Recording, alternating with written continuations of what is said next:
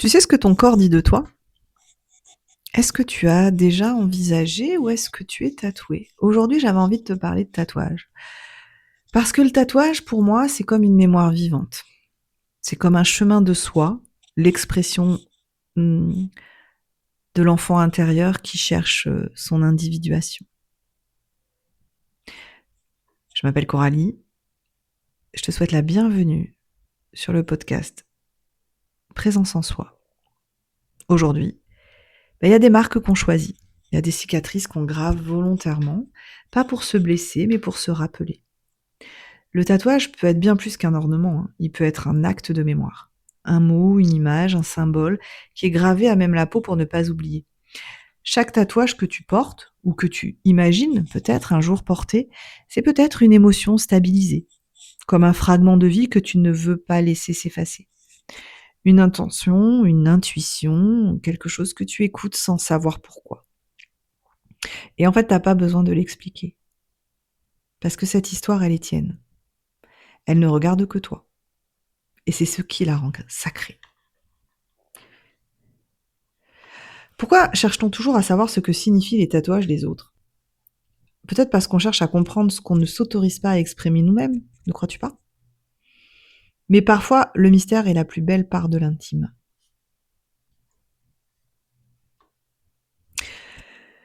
Et si chaque trace sur ta peau était un acte magique, une parole intérieure que ton corps décide de rendre visible? En tout cas, moi, c'est comme ça que je vois les choses. Et pour moi, alors, le tatouage, il devient comme un rituel. C'est un moment où ton âme, elle parle à travers ta chair. Un moment où tu dis oui à ce que tu es en train de traverser, mais aussi à ce que tu es en train de devenir. Ce chemin, c'est aussi celui de l'enfant en toi, hein. Celui que tu as parfois laissé au bord du chemin quand la vie est devenue sérieuse, chargée, adulte. Mais il est toujours là. Il est bridé, il est silencieux, et pourtant il est prêt à t'offrir ta vraie nature. Carl Gustav Jung l'appelait le chemin d'individuation.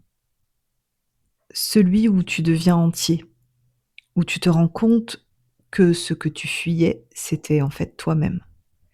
Alors Carl Gustav Jung, c'est un psychiatre et psychanalyste, élève de Freud, qui a travaillé sur ces notions d'enfant intérieur et de chemin d'individuation. Je t'inviterai à lire des documents et des livres à son sujet, sinon si ça t'intéresse, tu me fais un petit com et je te ferai un petit vocal dessus. Et en fait, c'est là que le plus grand risque apparaît, hein. C'est pas celui de se perdre, mais c'est celui bien plus vertigineux de se trouver. Pas évident de se trouver. Te découvrir, c'est d'admettre d'où tu viens, c'est d'admettre ce que tu as vécu, ce que tu as nié, ce que tu choisis, que tu ne choisis pas, de regarder profondément, de retracer ton histoire, peut-être de la revisiter aussi, d'y poser un regard plus juste, plus lucide. Des fois, ça fait mal, hein. On croit avoir vécu sa vie d'une certaine manière, et puis d'un coup, on la regarde et on se dit: «Ah mince, en fait, peut-être que finalement, je l'ai pas regardé du bon côté de la pièce. Il y avait peut-être autre chose à voir». Waouh, ça fait mal, hein. Mais par contre, une chose est sûre, c'est que, ouais, au départ, il y a du chaos, il y a de la douleur, il y a de la constatation qui n'est pas très agréable, qui est même inconfortable.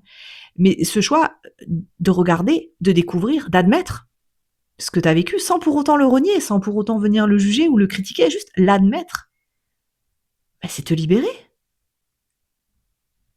Mais si tu fais pas ce choix, tu peux aussi rester figé. Ce choix, il appartient à toi. Il est à toi, pas aux autres. Alors, peut-être que toi aussi, tu es sorti de ta cage, pas sans peur, hein. En tout cas, moi, je suis jamais sortie de ma cage sans peur. Mais en fait, en tout cas, j'imagine, j'espère, avec le courage de te choisir. Et même si tu sens que tes yeux ne sont pas encore grands ouverts, ils sont fiables, parce qu'ils sont les tiens. C'est que ta vision de ton vécu, ta vision des choses, elle est indiscutable. Et ce soir, j'aimerais t'inviter, en tout cas à cet instant, parce que c'est peut-être pas le soir, c'est peut-être le matin pour toi quand tu m'écoutes, mais j'ai envie de t'inviter à un petit exercice symbolique, comme écrire ta trace. Et d'ailleurs, je l'ai intitulé comme ça, écrire sa trace. Donc, je vais t'inviter à prendre une feuille blanche. Donc, mets en pause, hein, pour pouvoir mettre en place tout l'exercice. Et reviens ensuite. Donc, prends une feuille blanche. Tu écris une phrase que tu pourrais, si tu osais, te faire tatouer sur ton corps. Alors, pas pour les autres, hein, pour toi. Une phrase qui représente ce que tu vis, ce que tu apprends, ce que tu veux incarner.